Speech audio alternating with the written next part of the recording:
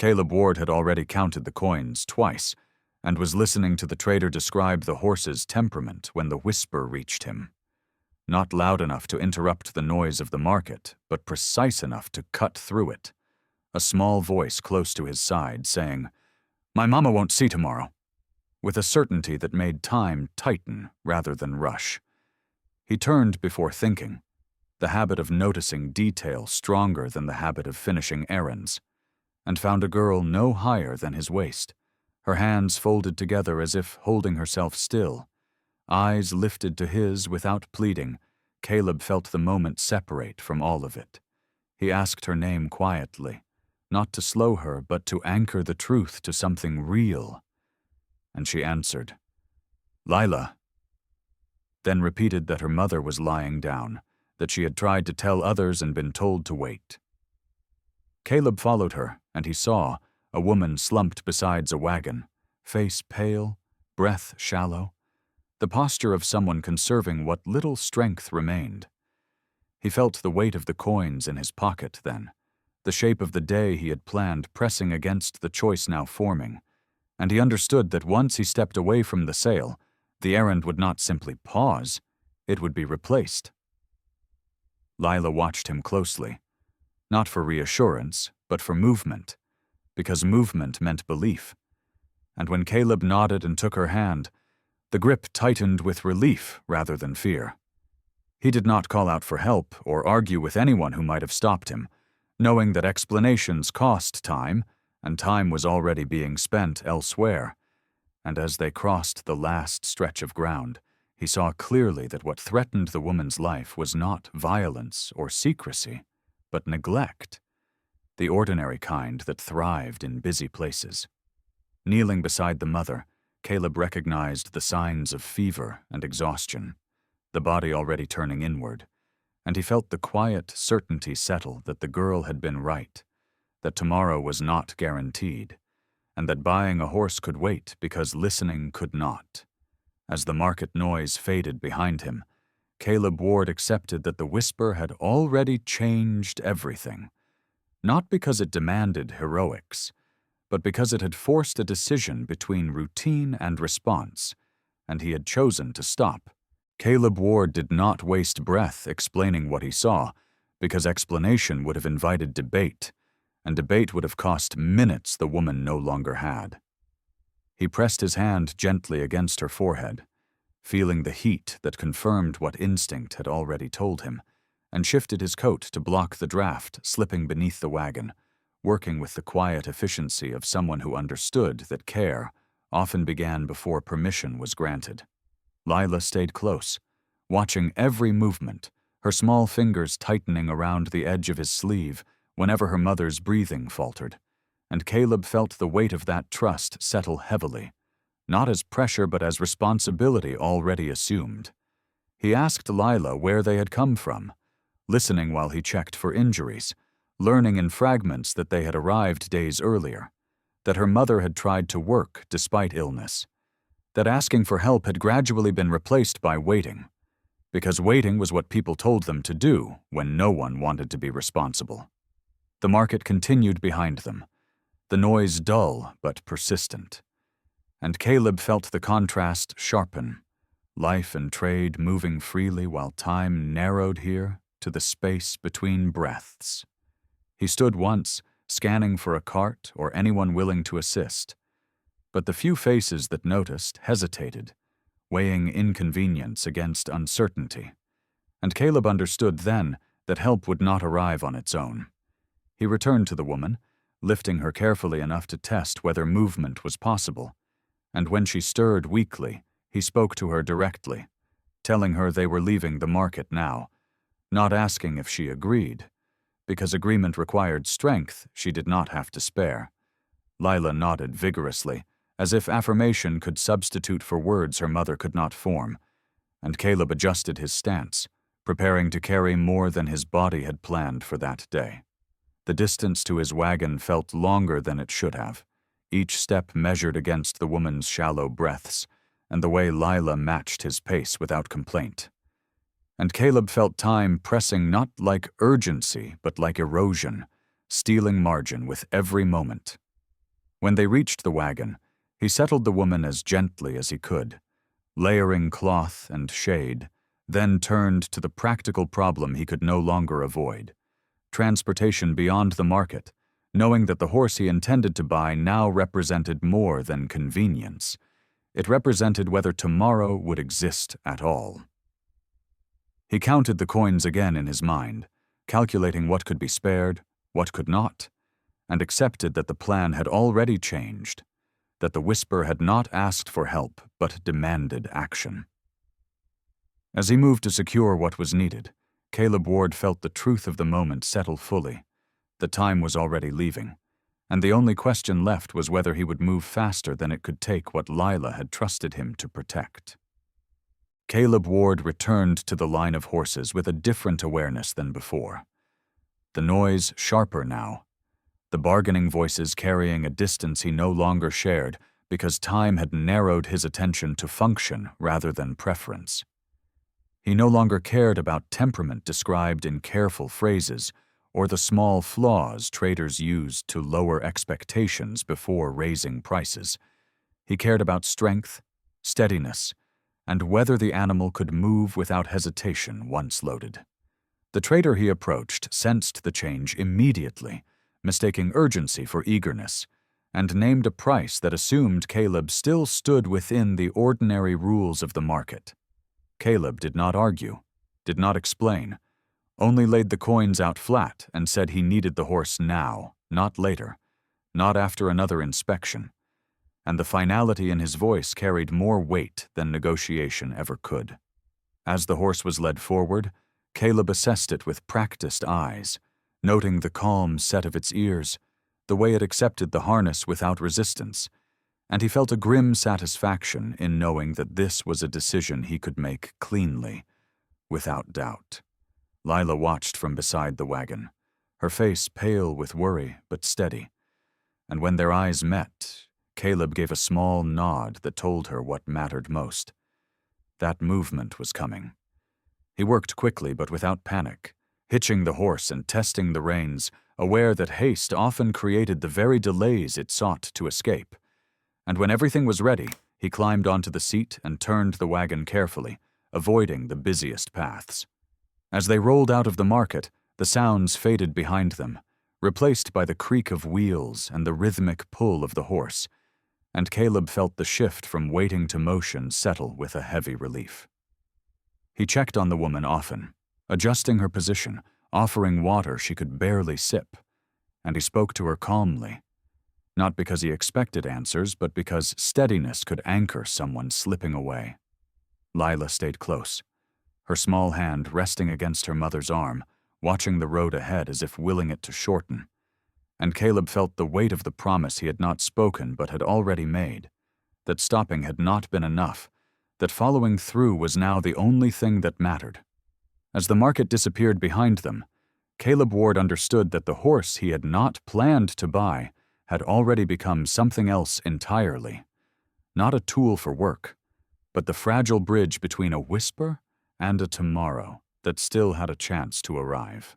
The road out of town offered no mercy for urgency, its ruts deep from earlier wagons, its turns shaped by convenience rather than speed, and Caleb Ward felt each jolt travel through the wagon frame into the woman's body, forcing him to slow even when instinct urged him forward. He balanced pace against care, knowing that arriving too late or arriving in worse condition would mean the same thing, and he adjusted the reins with a steadiness that came from years of working land, where impatience punished more harshly than delay. The horse responded well, settling into a rhythm that Caleb trusted, and he allowed himself a measured breath, recognizing that the right animal mattered as much as the right intention. Lila watched the road intently, counting nothing aloud but measuring distance, with a seriousness that made Caleb acutely aware of how clearly children understood stakes adults preferred to blur. When the woman stirred, murmuring incoherently, Caleb leaned down to speak to her, anchoring her attention with simple facts. The horse was strong. The road was clear. They were moving now. and he felt the subtle change when her breathing steadied enough to follow the cadence of his voice. They passed fields where people worked without noticing the wagon's purpose, and Caleb understood that rescue rarely announced itself, that survival often moved quietly alongside ordinary labor, unseen unless it failed. The sun pressed higher, heat settling over them, and Caleb rationed water carefully, offering sips when he saw the telltale signs of strain, trusting observation over schedule. At a narrow crossing where the road dipped, he dismounted to guide the horse through slowly, the delay frustrating but necessary, and Lila helped without being asked, bracing the wagon with small hands that shook but did not withdraw. On the far side, Caleb climbed back up, aware that every interruption tested patience and resolve, and he reminded himself that speed alone did not save lives. Attention did. The woman's breathing grew uneven again as afternoon stretched on, and Caleb altered their course toward a stand of trees that offered shade, choosing protection over progress for a brief moment, because pushing through heat would cost more time later. As they rested, he checked her pulse, counted breaths, and adjusted cloth to cool her skin, working with the quiet focus of someone who understood that care was a sequence of small decisions, each one buying minutes rather than miracles. When they resumed, the road felt longer than before, but the horse maintained its pace, and Caleb felt a cautious hope settle, not the kind that promised success, but the kind that justified effort. As the settlement ahead finally came into view, indistinct but present, Caleb Ward knew the road had not waited for them, but neither had it stopped them, and that survival now hinged on carrying the same steadiness through whatever came next. The settlement appeared closer than it truly was, its shapes wavering in the heat, as if testing whether hope could outrun exhaustion, and Caleb Ward kept his eyes fixed ahead, while his attention remained divided between the road and the fragile rhythm of the woman's breathing behind him. He called out as soon as voices came into range, not shouting in panic but projecting certainty, naming the need plainly without softening it, and the clarity of his tone cut through hesitation in a way urgency alone rarely did. A man stepped forward first, then another, drawn by the presence of the child more than the words, and Caleb felt the shift as belief turned into movement, hands reaching to steady the wagon, someone clearing space without being told.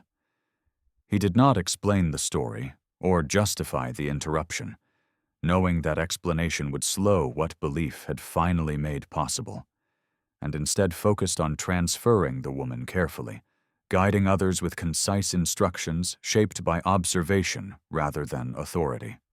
Lila stayed close throughout, her small face set with a seriousness that did not waver now that adults were listening. And Caleb noticed how her presence anchored the moment, a reminder of what was at stake without needing to be spoken. Inside the shade of a low building, the air cooled enough to bring a faint response from the woman, her eyes fluttering as water touched her lips, and Caleb felt a cautious release in his chest. Not relief, but confirmation that stopping when he did had mattered. The people around them worked quickly once belief took hold, fetching cloth, water, and what little medicine could be found, and Caleb remained nearby, not directing but observing, ready to intervene if attention drifted. He spoke to Lila quietly then, telling her she had done the hardest part already by speaking when no one wanted to hear, and she nodded once, absorbing the truth with the same gravity that had carried her through the market. As the woman was settled more securely, Caleb stepped back enough to let others take over without abandoning the space entirely, understanding that staying present without crowding was its own form of care. Outside, the horse stood steaming lightly in the heat, reins slack, and Caleb took a moment to check its legs and breathing, acknowledging that the animal, too, had carried its share of the burden without complaint. When he returned inside, the woman's breathing had steadied into something closer to rest, and the quiet that settled was not the tense waiting of before, but the cautious pause of effort spent wisely. Caleb Ward did not allow himself to imagine tomorrow yet, because imagining too far ahead risked overlooking what still needed doing, and instead focused on the truth immediately before him. That belief, once finally acted upon, had shifted the outcome from inevitable loss to fragile possibility.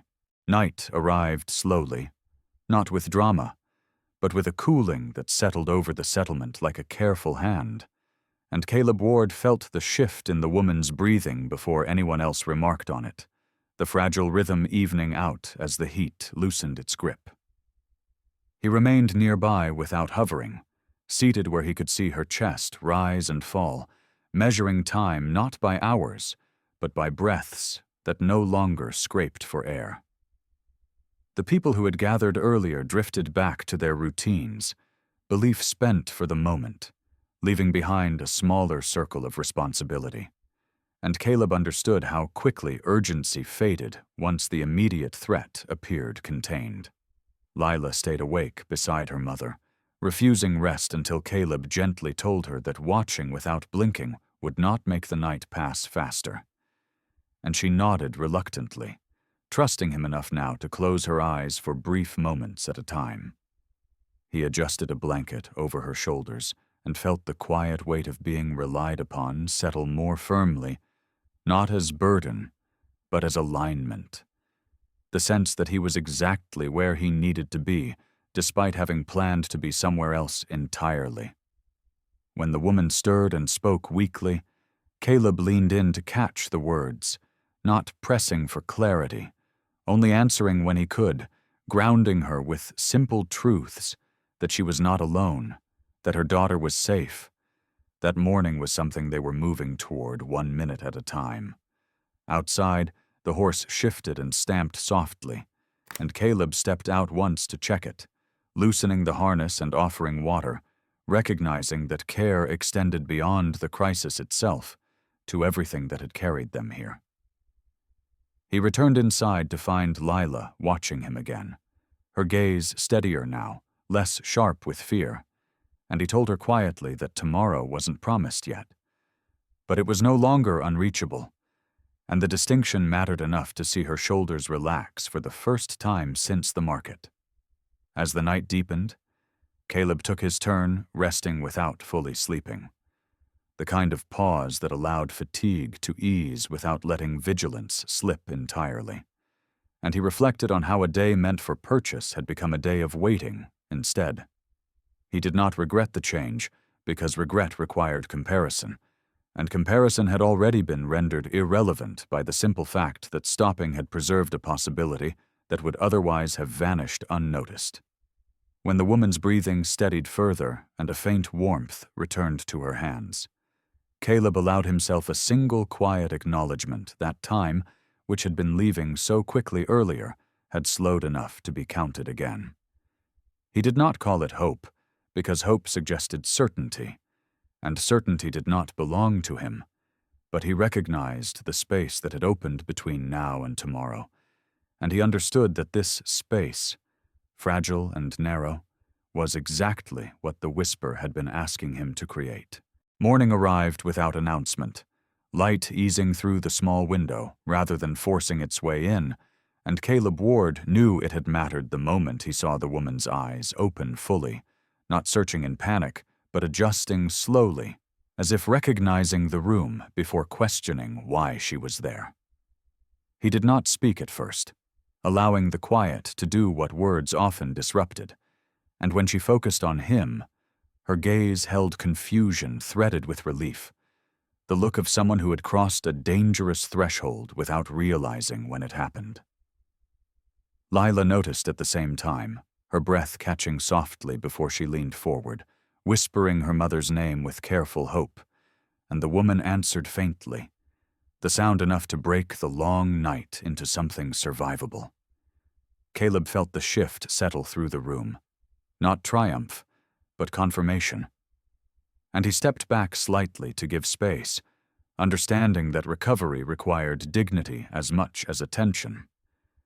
The woman asked where they were, her voice still weak but steady enough to hold a question, And Caleb explained simply, leaving out urgency and fear, because those belonged to yesterday, not to the work of staying alive today. As the morning progressed, others returned quietly, bringing food, fresh water, and a physician who moved with practiced calm.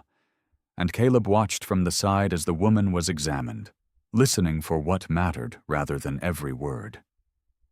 When the physician nodded once and said that she had been closer than most realized, Caleb felt the weight of the whisper return, not as fear now, but as gravity, the understanding of how easily the day could have gone another way.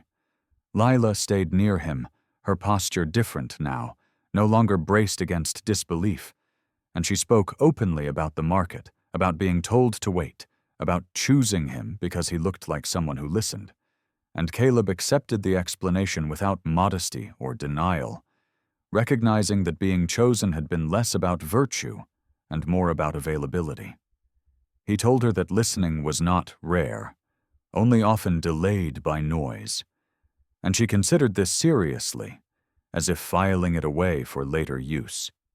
By mid-morning, the woman was sitting up with assistance, sipping broth, her strength returning in small, deliberate increments, and Caleb felt his role recede naturally, not disappearing but repositioning, from urgent presence to steady support. He stepped outside then, letting the sunlight warm his face, and glanced toward the horse tied nearby, recognizing that the errand he had started had ended somewhere else entirely. As the day continued, Caleb Ward understood that the morning had listened back, answering the whisper not with certainty, but with evidence, quiet proof that stopping had mattered, and that tomorrow, which had once felt unreachable, was now standing close enough to be recognized without fear. By the time the sun climbed high enough to press warmth into the ground, Caleb Ward understood that the errand he had set out to complete would never return to its original shape. And the realization brought no frustration, only a calm acceptance that some intentions existed only to be interrupted. The horse stood tethered near the building, calm and patient, no longer a symbol of urgency but of continuity, and Caleb checked its tack out of habit, acknowledging that it too had crossed from transaction into story. Inside, the woman rested more steadily now, her color improving in subtle ways that only attention noticed, and the physician's brief updates carried the reassurance of caution rather than promise, enough to justify staying without pretending the work was finished. Lila followed Caleb outside for a moment, her steps lighter than the day before, and asked quietly whether he would still buy the horse now that her mother was breathing easier, the question honest and unburdened by fear. Caleb considered it carefully before answering, telling her that some purchases mattered less than the reasons they were delayed, and she nodded, as if this made sense in a way that did not require further explanation. He helped her bring water to the horse, letting her hold the bucket steady while he guided the animal's head, and the simple task grounded them both, a return to ordinary movement after hours shaped by survival.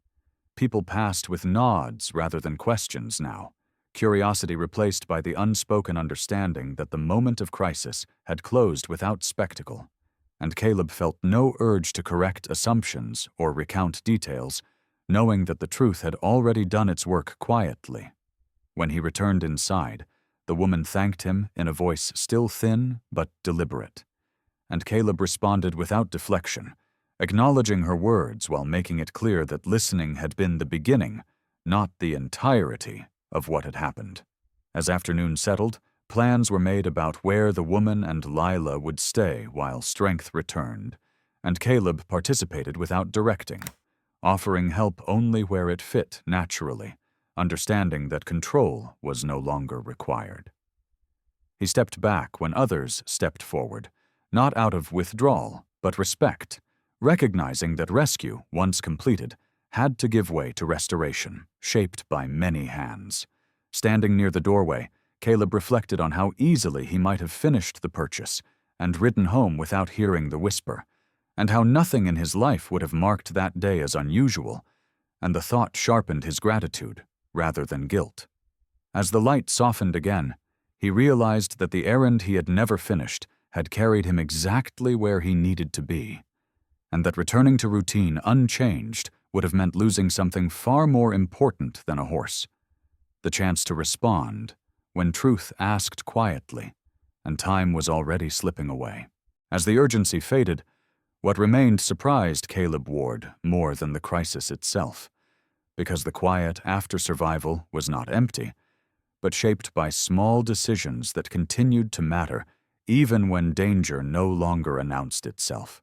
The woman rested through the afternoon, her strength returning in measured increments, and Caleb noticed how people checked on her without prompting now, attention sustained not by fear, but by responsibility that had finally taken root. Lila moved differently, too, no longer scanning faces for belief, but engaging them openly, her voice steadier now that it did not have to fight for space. And Caleb felt the subtle relief of knowing the burden of urgency no longer sat on her alone. He stayed nearby without anchoring himself to the role he had played the day before, offering help when needed, and stepping back when it was not, understanding that staying present did not require constant action. When someone asked whether he would remain until the woman could travel, the question carried assumption rather than request, and Caleb answered simply that he would, because leaving too early would turn help into interruption rather than continuity.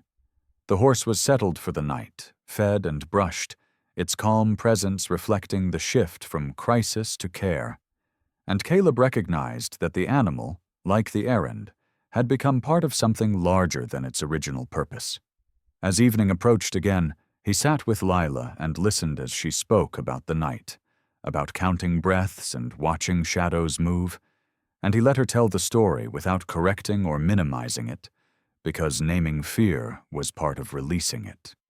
He did not offer lessons or assurances, only presence, and the simplicity of that felt sufficient. When the woman woke briefly and asked how long they had been there, Caleb told her the truth, without exaggeration, grounding her in the present rather than the danger she had narrowly escaped, and the steadiness of the answer eased her back into rest. Outside, the settlement settled into its usual sounds, ordinary life resuming around the space they occupied. And Caleb understood that what stayed after the crisis passed was not gratitude or recognition, but responsibility carried forward, the quiet obligation to see something through once you had chosen to stop.